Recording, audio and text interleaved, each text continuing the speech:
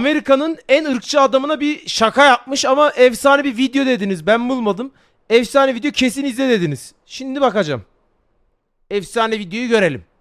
This is America's most racist man, and this is the story of how I found this man and tricked him into giving me an interview. But the craziest thing about all of this is that it was all an accident. Because originally I was traveling to Harrison, Arkansas, because based off the videos I've seen online, it's America's most racist town.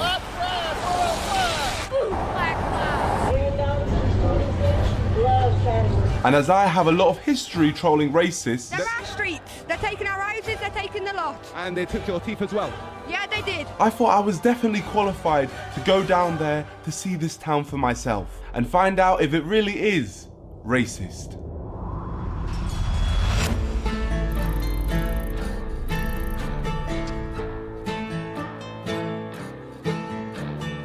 So I travelled from London all the way to northwest Arkansas.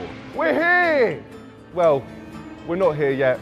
We have to get a taxi and then we're going to be there. And unfortunately, there were no taxis. So I had to try and hitchhike my way into getting someone to drive me all the way to Harrison, which is a 2-hour Aleykümselam. journey. You guys going to Harrison? Yeah, Harrison, yeah. What's in Harrison for you guys? So basically, we hear it's the most racist town in America.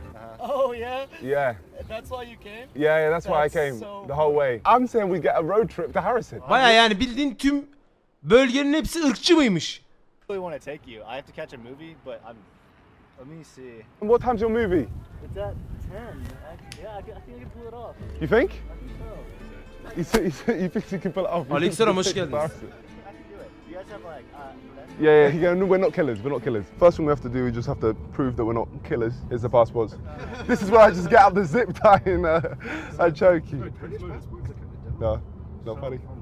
So have you guys heard much about Harrison? They had like a KKK headquarters there. I saw a video on YouTube last year. Somebody like had Black Lives Matter sign and people were telling him like, don't be here after dark. Oh my gosh. I wouldn't say after dark. About 10 minutes, I'm gonna be back. You better be gone. It's definitely one of those towns that if you are a minority, don't stop for gas there if you can avoid it. Okay. Allah Allah. And you feel like I should be nervous going? I would be a little more nervous. Oh my gosh, George, what are we getting ourselves into? This was already sounding like a bad idea. Çok And merak to make ettim things lan. worse, Daniel told us a story about his friend who went to high school there. So your friends... He's black, right? He found a noose in his locker one time. And every day after school, he didn't stick around any longer than he needed to. He went straight to his mom's car to pick him up. God, man, what, for real, what are we getting ourselves into? Why are you scared? You should be smiling right now. This is probably safer than England for you.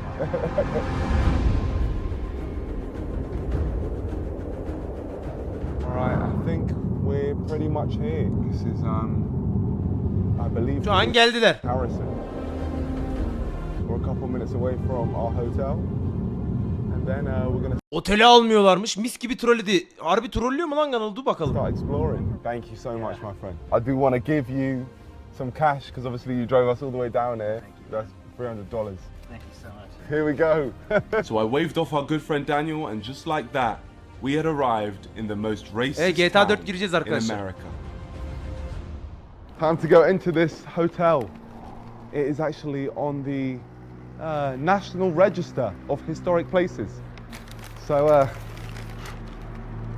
mental stuff's gone down here. Hello, how you doing? I'm Brenda. I'll be here until 11 tonight. Perfect. If you want torture, just come down and I'll torture you. Yeah, some more. we'll talk again, Belinda. Now, if a lift ever felt like a horror movie, it's this one. That's kind of worrying. There we go. Now, we just got to go explore the Hadi town a bakalım. little bit. Belinda, where's best for like nightlife here? Good luck. This town's dead. You might head down to the square. The square? Off we go, into the darkness. Now this one, Ama orada bir eğlence ortamı olan bir alan varmış. Oraya gidiyorlar. this feels scary. You know, I'm actually scared. Yeah. Oh, I wonder why, George. To be honest, going out Allah late razı in a olsun town that is kardeşim, seen as teşekkür the most ederim. racist town in America alone I wouldn't say after dark, man. might be the stupidest thing I've ever done on this channel, and that is saying something. I presume this is the square. And this place is dead. And just like that, we stumbled across our first local resident of Harrison, Arkansas. We're new to this place. We're just filming a documentary for the BBC. Okay. Where's it popping? Where's the knife life going on? There is not really a nightlife No nightlife. Hiç yok ha. Nothing. No. This is what we call the square. As you see, everything is absolutely closed right now, and it is what, like 9:30 on a Saturday. Yeah, it's crazy. You got any friends around here? We're actually playing cards at the card shop right down there. Can we join you? Sure. Thank you so much for letting us Oh. know. Sorry, what's your name? Richard. Richard Nicholas. And Richard here had brought us into the land of the N-words. The land of the nerds up here. Oh, big up. Let's play Magic. So I just pick a card to play. I'm playing the Command Tower. What card has he played? This is Shipwreck Marsh. I'm just gonna play my Blood Crypt. Ne oynuyorlar lan? I'm gonna play Evolving Wilds. We played a game called Magic the Gathering and I was claiming to be a pro, but honestly I had never played it before in my life and I think it was obvious. Draw card. Yeah, no, okay, a draw card. Got you. All right, so Draw card. yeah, draw card. No, from your deck. Oh, yeah, of course. But then I became a prestige 1000 level wizard and earned all of my fellow magicians' respect, which meant I could ask them to tell me the truth about this town. We were sent here on behalf of the BBC because we were told that Harrison is actually the most racist town in America. We get a lot of hate about Harrison being a racist town. It's not that everybody here is that way. It's just that there was a history in the past. Yeah. I'm pretty sure there's like a white supremacy group or whatever. They're in another town. They just like to come here so people don't bother their town when they do it. So whereabouts are they? It's a place called Zinc. Zinc. It's like a few hundred people, and there's a guy that runs a church down there that it has a small group of like guys that come out. Çete gibiler ha. But they come here or they buy a billboard right outside of our town. They don't do anything where they're at. So these racist places, as a black person myself, it doesn't make sense for me to go to at all. What would they do if they saw me? Trust me, if you went there, you would not be welcome. Allah Allah. You are darker skinned than they are. Tarikatlar abi, ciddi misin lan? And they will strip your car from one end to the other because they assume because you're different that you're probably also a criminal and after. I mean, there are places where if you walk through there, you would likely not. Diyecek mi? Mental. This was honestly a shocking start. The stuff they were telling me was so bad, it didn't sound like real life. And although these guys seemed cool, I mean, I even took Richard's number, I still needed to dig deeper, as that was just one group's opinion. So I went and found this bar to speak to a few more people. We've seen like reports online that this area is the most racist town in America. But actually, they live in Zinc. Huh? They live. Zinc. Bak herkes orayı diyor So ha. who is the racist in Zinc? Oh, I can't think of his name right now. I can, but I won't say it. Yeah, okay. What's the name? I won't, Oh, you I won't say it. it. He's got a little group together over I In think Zinc. there's a little church. So there's a mystery man in Zinc who is the leader of the racist group. Is it safe in Zinc? No, there's some people that live there that Would they like people like me? don't think so. I didn't on- know about it Yeah. till maybe 2 years ago. I was stunned by it and how secret it was kept. Yeah. You are so wise, Gandalf. What is the name of the Grand Master in Zinc? I can't. You can't say his name. Söylemiyorlar You ha. can't be named. No, I'm not scared of him. He's an old grandfather retired, like me. I mean, he's. But you are good and he is bad. What is his name, Gandalf?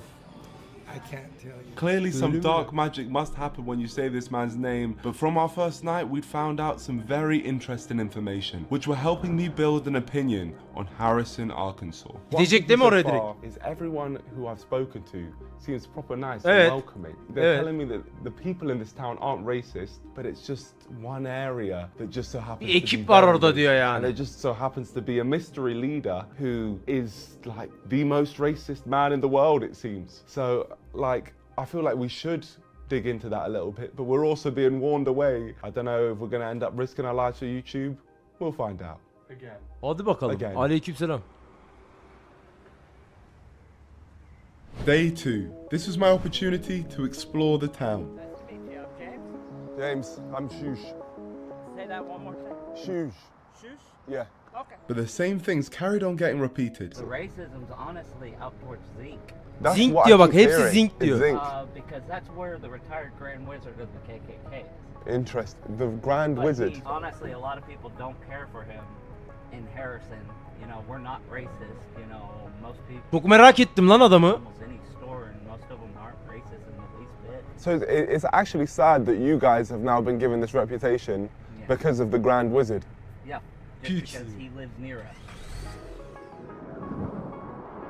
Yalnız videosunu çok güzel yapmış, kurgusunu Oh falan. my gosh, it's there. Look at it.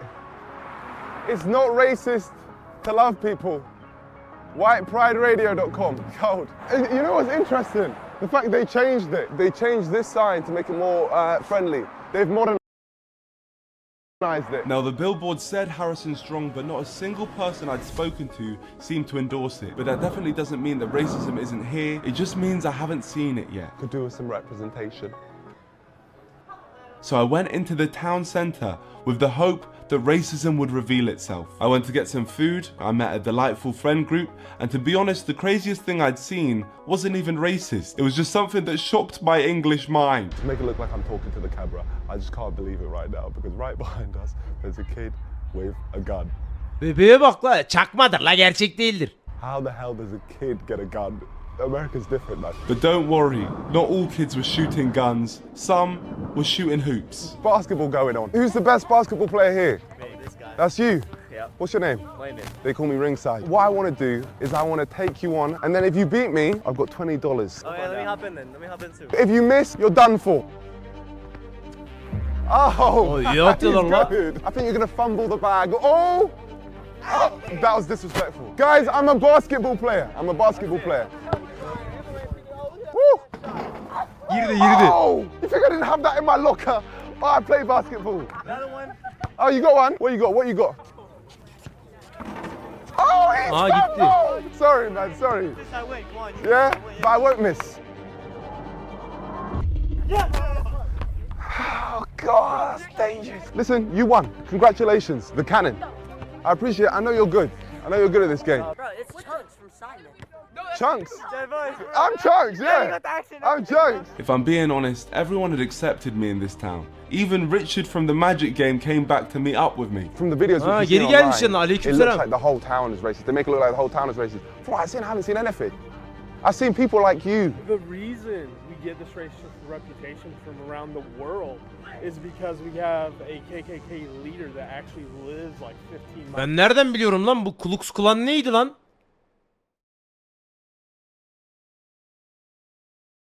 Ku Klux Klan neydi arkadaşlar?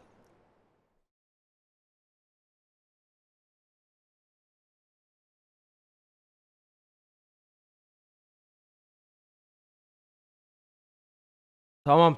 Irkçı bir tarikat. Evet. Okey.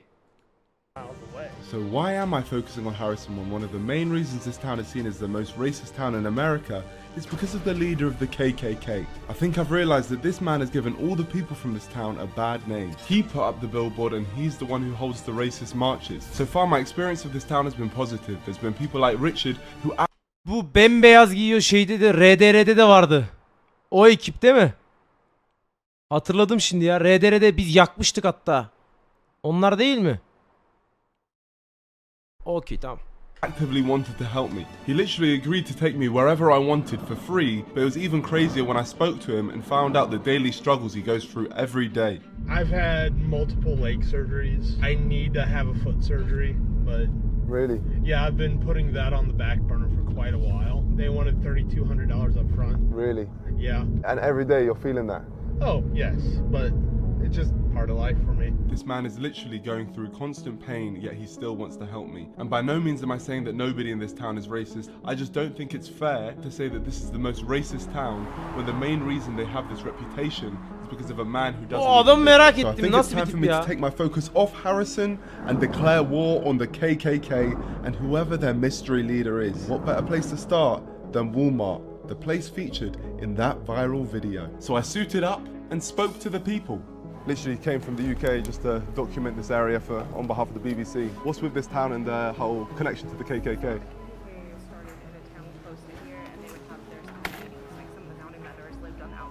And where would they have those meetings? Sometimes they'd be held at the Hotel Seville. The hotel, they'd be in the Hotel Seville. Yeah. So they were having meetings in the hotel which we're in right now. So that's got like racist Links. Oh my gosh, the hotel we're staying in is a racist hotel. It's part of the reason why my husband and my stepson won't move out here. Yeah, no, I can imagine. So your husband's black? Yeah. So you're with it, man. You're with the cause. Fight the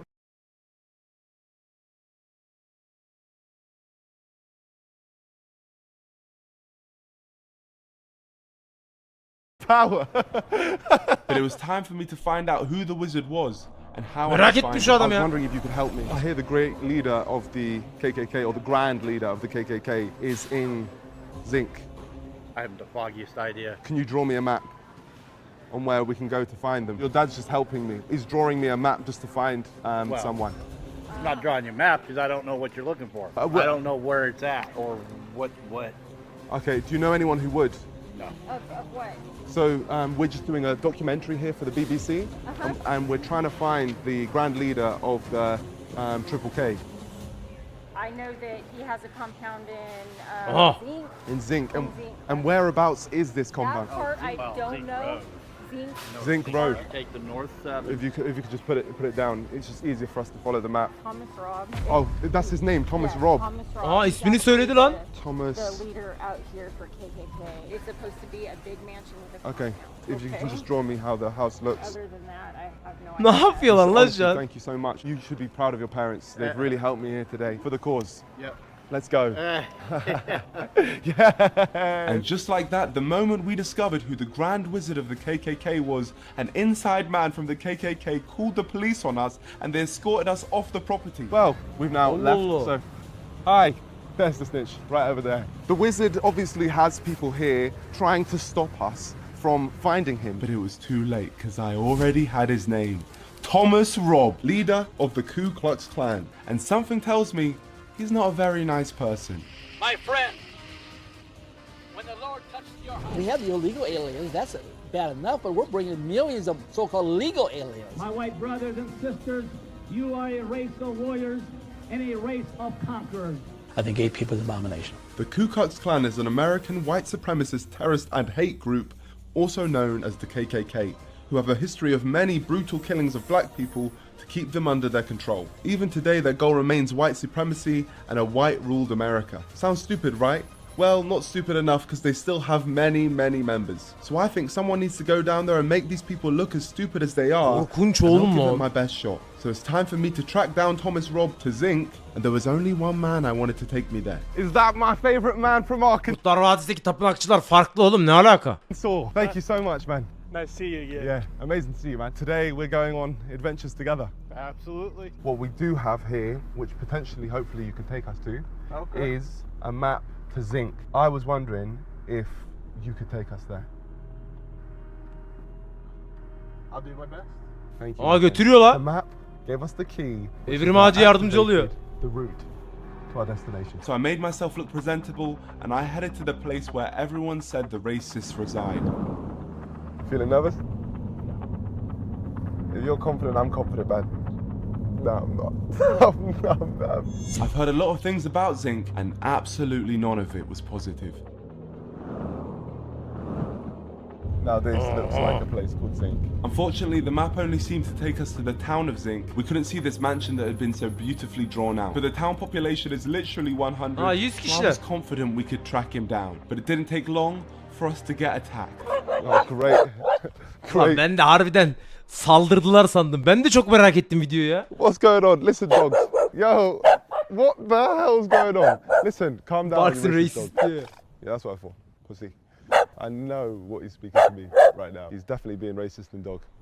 Chill, dog. Leave me alone. George is right there. George is so close to him and he's going for me. But luckily, we ended up finding this guy who gave us directions. Hi, my friend. We're just here to interview Thomas Robb. Is the next dirt road to your right? And this took us deep into Zinc. There was no going back now. No signal here either. Have you lost signal? I have.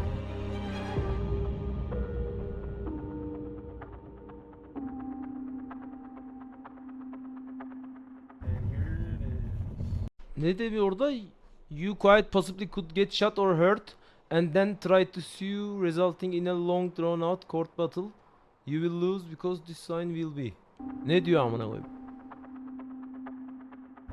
Vurulacaksın veya yaralanacaksın diyor da neden diyor yani. Mekana girdiğin için değil mi? Knocking on a KKK leader's door. Thank you Richard, thank you so much. Buraya girdiğin için gireni vururum diye bir uyarı asmış. Benim anladığım, yanlış anlamadıysam. Oğlum vurur lan harbi. Hello? What do we do? Do we knock? Oh, it's Confederate. Let's speak to this person. Hello, my friend. No, you need to leave. I need to leave. You need to leave. I'm here on behalf of the BBC. Are we not Bu able to adam have a mı? conversation? Give me a call tomorrow, and maybe we'll arrange it. Okay. Aha. How can I give you a call? Can I just get your number just so I can give you a call? Oh, we'll call you up. Okay, thank you. Is that him? Aha. Yeah, that was him. So we're now going to try and do this properly by booking in. Şimdi bu adamı taşşak geçecekmiş bu adamla, benim anladığım. Prank diyor yani. Trolleyecek adamı değil mi? Interview with him. Aleykümselam. And hopefully we could make something work. The only reason he seemed up for taking an interview with me is because I told him I worked for the BBC. So I'm going to run with that and say that we're running a positive story on the KKK, and hopefully that tricks him into accepting an interview. Hello, is this Thomas Robb? Yes. Oh my gosh. Aha. Oh my gosh, here we go. Hello, yes I'm here. I'd love to get an interview with you. I've come from the UK to speak to you. We're trying to do a story on why the KKK isn't racist. We basically just want to talk it all over with you, if that's okay. How about coming out here, not to my home, Yep. but to the church right next door? You Aa, toplanıyorlar dedikleri kilise. Thank you so much. Bye. You're welcome. I can't believe it. You know we did the impossible. Oh my gosh. You know what happens when you just say, I'm from the UK, I'm from the BBC? He just thinks this is some important thing. Didn't even think to do any research. Yeah. Oh my gosh. Yeah, just BBC. And I am a BBC. The fact this man has accepted an interview with the BBC with no background check or any need for identification shows his stupid intelligence level. So I'm definitely going to be taking advantage of that. My bad, mate. All good, homie. For years, Thomas Robb has had interviews and has been able to put the KKK's racist views out into the world. And I think it's time for someone to troll this Çocukla man arkadaş and make oldular him bu look arada. like the idiot he is. I can't believe I'm saying this, but we're about to meet up with the leader of the KKK. In the past, when I've spoken to racist people, I always try to avoid confronting them because the moment you confront them, you get no information. We're trying to show what he actually believes. I genuinely want to find out, and then we start the trolling. But God, there is no organization more racist than the KKK. So I'm genuinely scared to hear what he's going to say. Oh, this is Crazy. So this is it.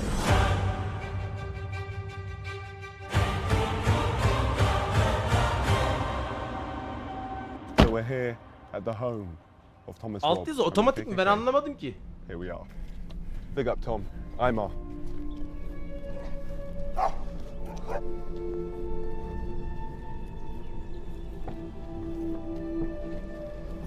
Arapça Türkçe ne la? Thank you. Hello.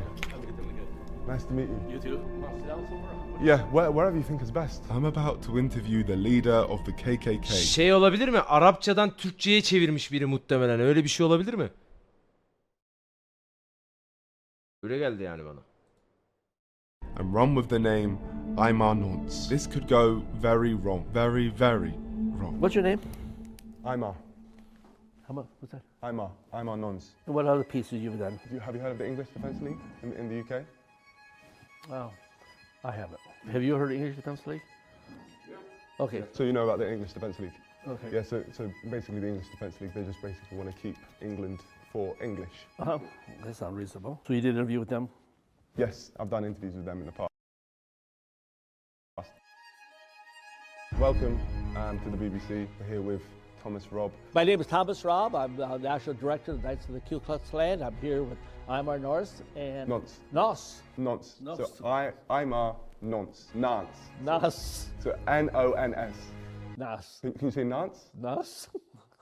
Nonce. Norse. N-O-N-S. Well, Nos. So Nonce. Nons. Yes, perfect. Nuns. I'm here with I'm our nuns. So now, if we can just do that from the top. I'm Thomas Robb. I'm here with I'm our nuns, and he's with BBC. And Yeah. we're here having an enjoyable conversation about my involvement with the Knights of the Ku Klux Klan. I'm national director, and welcome here to the Ozarks. Thank you very much. Really appreciate this. This is the highlight of my career. The highlight of your career. Honestly, I'm being real with you. First off, Thomas, could you just tell us about the KKK? When people hear the name KKK, all kinds of images come to their mind. We read in history books that the Klan were organized to subdue and put down black people. The purpose we don't view ourselves as being anti-black. We want to preserve our heritage, we want to preserve our culture, we want to preserve our identity. You want to stay white. There's nothing racist about that. Absolutely. It really annoys me when people say that the KKK is racist, because there's nothing pointing towards the KKK being racist at all. How did you start your journey with the Ku Klux Klan? Did you get like assigned? Haberleri gördünüz değil mi? Off on like quests or anything? I was always involved in. I don't care what he's involved in, if I'm honest. I just wanted to move on to the more important questions. Have you seen any of like the other clans out there? I've seen clans like FaZe Clan, Optic Clan. I just think they're idiots. Like no one would be a higher prestige level than you. Years ago, I used to go and speak for some other clan. But after a while, I thought these guys are idiots. Yeah, I didn't want to be connected with these people, so I finally stopped speaking to other groups. And so I feel that if I would have joined and pursued a career, I could have been very successful in those careers also. Yeah, they mean well, but they just don't have what it takes to take their clan to the levels of the Ku Klux. Would there be someone from FaZe Clan here? I don't know. We don't ask. Optic. I don't ask. Yeah. Oh, fair. This is church. So we don't discriminate in this church. Maybe we do. I don't know. Oh, yeah, he's laughing. Maybe we do, because everybody's not welcome in our church. I'm sorry. So could I come to this church? No. Okay. No, makes sense. Yeah. Okay. Yeah. No, fair enough. Bilemezsin. What do you think of the people who say that you're racist? What do you mean by a racist? Someone who doesn't like black people or has prejudices towards black people. Even those words don't. What do those words mean? I've got prejudice. Of course I do. Everybody has Sorry, prejudice. was that a dumb question? I mean, I prefer being around white people. I'm sorry, that's the way it is, you know? Oh, you no, but like I'm like a supporter of you, so including me, like you prefer being around white people. I'll be your friend, but you're not going to come over to my house for a barbecue. Oh, you wouldn't invite me? No. Oh, fair enough. Yeah, You know, yeah, makes sense. And is that because of color? Yeah. Okay, yeah. I'm a separatist. I preserve my own people. And I'm not offended by a black person who says, hey, I prefer being around my black brothers. Fine, I understand that. I prefer being around my family than some strange family. Me personally, as a fan of you, I'm not trying to Hayranlarınızdan portray, biri. oh, the KKK is racist, because I've never seen anything racist by the KKK. It goes back to the idea of what is a racist. If a racist is someone who hates black people and wants to do them harm or something like that, and then obviously I have no desire to see misfortune come to a black child. Yeah. I have no desire for that. I feel compassion for a young black mother whose child get caught up in the drugs or gets shot by a drive-by shooting. I feel as much compassion for them. I got to qualify that. I probably feel more compassion for a white child. I just have to say that. I believe that the black people in this country would be much better off if somebody like me was running things than the liberal crackpots that got in Washington, D.C. today. Why has there never been like a KKK party? In this country, okay, up until... Wait, if we just look down the lens while we say this part. Okay, in this country, up until somewhere in the 1960s, this country was on Yavaş yavaş trollemeye başladı değil mi? White power structure, what I'll call that. That's not the way it is today. Yeah, things have changed now. The only way it's going to go back, in my mind, maybe I'm wrong. I'll always say, well, maybe I'm wrong. But until white people once again control this nation, black people will be unsafe in their own neighborhoods by their own people. From what you've said, I really respect you speaking from the heart like this. I actually did some documenting in the UK as well, where there was a group of supporters for the KKK in a town called Clapt. And I think that, honestly, you're like a Clapt guy. If you could shout out the people from Clapt, the supporters of the KKK in Clapt. Of anybody out there in the UK? UK? Yeah, in the UK in Clapt. In the UK, Ireland, Scotland, Wales, England. Howdy. I just know they would have appreciated a shout out. Well, shout out. Shout out to the people from Clapt. Shout out. Thomas is a Clapt guy. I don't really know the Clapt people, so maybe I'm wrong. No, you are. Okay, I'm a Clapt guy. All right, forgive me, Clapt people. Now that Thomas had called himself Clapt, It was time for me to reveal the ace up my sleeve. We run a group in the UK called the UK Stand with the KKK. We made a post of me and you together, and we mentioned if anyone wanted a shout out, maybe we picked 3 names and you just shout them out. They are your supporters. Let me see what you got there. Thank you all the people from the UK Stand with KKK. Right here we Trollüyor have bayağı. Thomas, and he's going to be shouting your names out. I map. Who say? I map. You say. I don't know my I map. You say, but. İçinden oku diyorsun da şu an yayında gözüküyor biliyorsun değil mi yazdığın şeyler? Şakır şakır.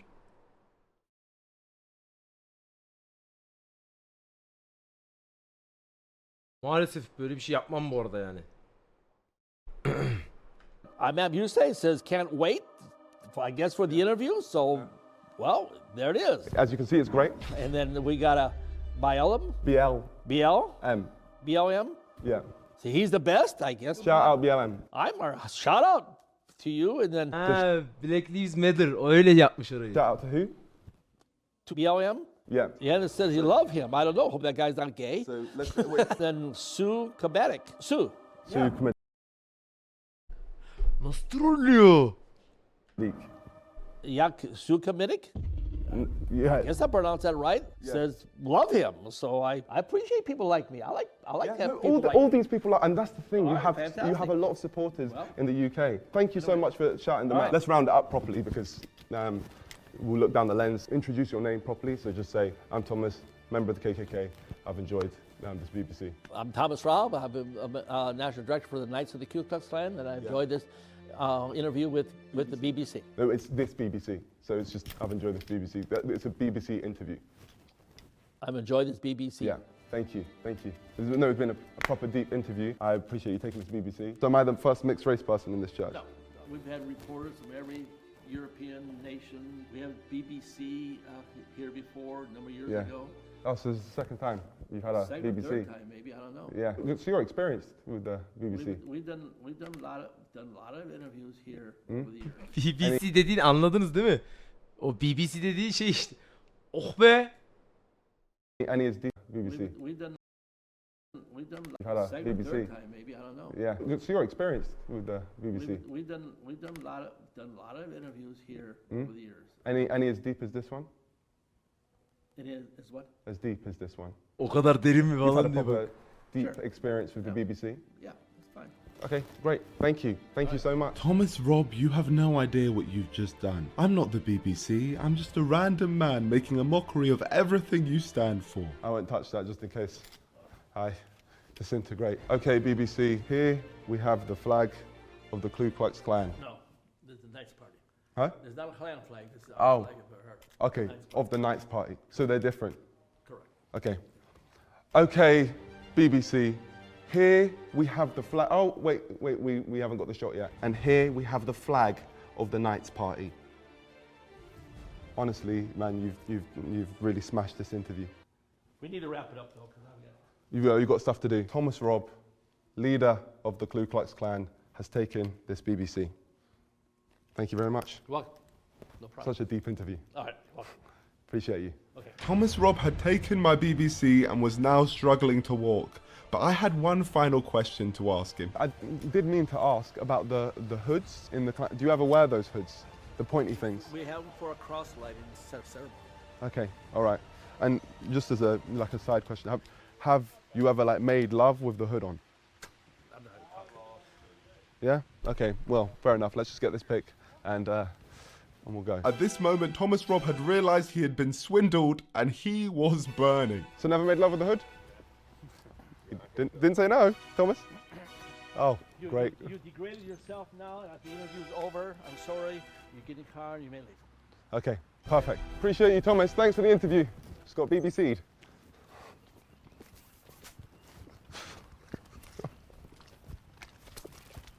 We tricked this man into thinking we were the BBC, and now this man will never take an interview ever again. He will have trust issues for the rest of his life. Wish the fellows in clap a good time. Yeah, I know. Well, you're all a bunch of clapped guys. Come down to Clapped in the UK, because anyone from the KKK is clapped. Clapped guy. Big up. Dayı anlamıyor ki dayı. Big up, man. Respect.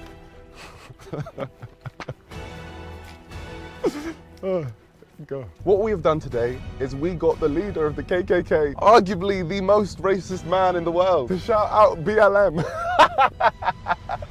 You know how funny that is? And he has no idea. Absolutely no clue. He said that I disgraced myself by asking him if he makes love with his hood on. Like he hasn't disgraced himself with his words. But listen, my friends, we do this, number one, because it's right, but also because we wanted to get to the bottom of the story. Harrison, Arkansas is not a racist town. However, it is home to the most racist person. But the heart of Arkansas has incredible people like Richard, and that's what we're going to take away. I'm not going to say there's no racism in Harrison, because of course there is. People have obviously experienced racism there, and it definitely exists. But to label the entire town as racist is just not true, and it's not fair on many of the great people who live in Harrison, including the ones that I met. Davalık bir şey olmaz bence ya. He actually helped me prank the KKK, one of the world's most feared organizations, and he did this after knowing me for 48 hours. That's ridiculous. And there was one final thing I needed to talk to him about. All right, Richard, I have a confession to make. I don't actually work for the BBC. I kind of figured that a few days ago. At what point did you realize? Your education. You said you only went to uni for one day. So at that point you realized. I just didn't have the guts to then tell you I didn't work for the BBC. But honestly, you have made this whole journey. Couldn't have done any of this without you. And I feel like you are the best representation of Harrison, Arkansas. I was really sorry to hear about what you were telling me about the other day with your foot and the surgery and all of that. I wanted, just because you're a great guy, to help you out. So what I've done, I've got $1,000. And then I want to send you a further $4,000 later on as well. Thank you. Just because you're a great guy, Richard. Honestly, you are an amazing guy. Thank you. So hopefully you can get your foot surgery. You're a living legend, my friend. Thank you. From the bottom of my heart, thank you. This is one of the nicest things that anyone's done for me in a long time. And it's been a wild weekend. It's been a while. Listen, man, any way I can help you, I'm glad. Look, give me a hug, man. Give me a hug. Thank you, man. Honestly, it wouldn't have been the same without you. But, I really appreciate you, man. And honestly, just your outlook on life, everything, it's just really, really admirable. Well, my friends, we came Parayı to this random ezecekmiş state değil mi? in Ameliyat America olmuyor. and met some great people. But I can safely say I will never be returning here again, as the KKK now have a direct reason to target me. So my friends of the NDL, we have defeated another enemy. Please like and subscribe to join us. Farklı bir video yapmışlar.